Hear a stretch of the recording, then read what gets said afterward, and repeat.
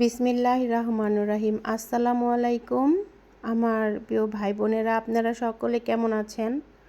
তো আশা করি খুব ভালো আছেন। আর আজকে কিন্তু আবার একটা নতুন ভিডিও নিয়ে শুরু হলাম।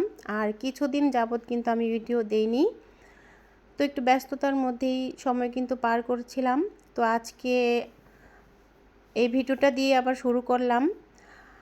আর আজকে কিন্তু চলে আসলাম আমার ছোট বোনের বাড়িতে বেড়ানোর জন্য। এখানে আমার ছোট মামা এসেছে। আর যেহেতু রাতুলের আব্বু দেশে এসেছিল ছুটিতে, তাই আমরা একসাথে কিন্তু খুব মজা করলাম, ঘোরাঘুরি করলাম। আজকে আমার ছোট বোনের বাড়িতে কিন্তু আমাদের দাওয়াত। আর এটা কিন্তু আমার ছোট বোনের তিনতলার যে স্পেসটা, এখানে এক সাইডে কিন্তু মাটির চুলা রান্না করে, আর এদিকে কিন্তু এই যে একটা দোলনা আছে। তো আমার ছোট মামি কিন্তু ওই যে দোলনায় দোল খাচ্ছে মনের সুখে।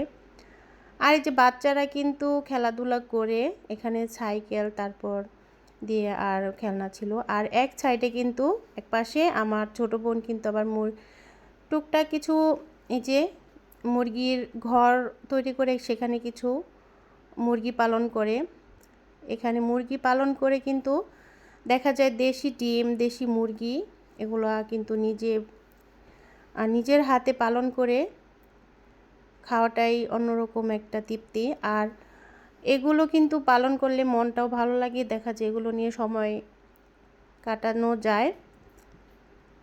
তো এভাবে কিন্তু যাদের ছাদ আছে সবাই কিন্তু এরকম ছাদে ইচ্ছা করলেই, যাদের শখ আছে, শৌখিন মানুষরাই কিন্তু এরকম করতে পারে। আর এই যে এটা কিন্তু আমাদের মসজিদ।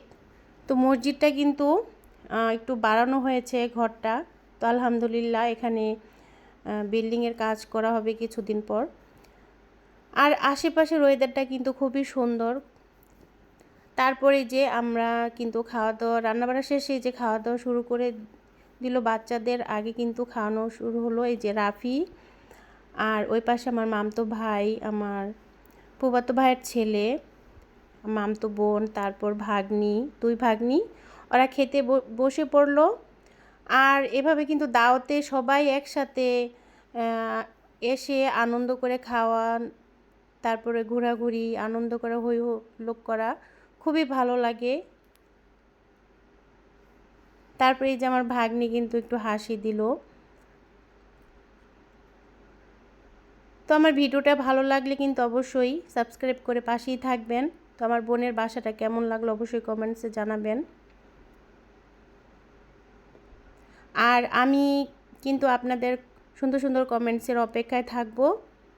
আর আমার বোনের বাসাটা আমি একদিন আমার ভিডিওতে পুরো বাসাটা ভিডিও করে আপনাদের দেখাবো।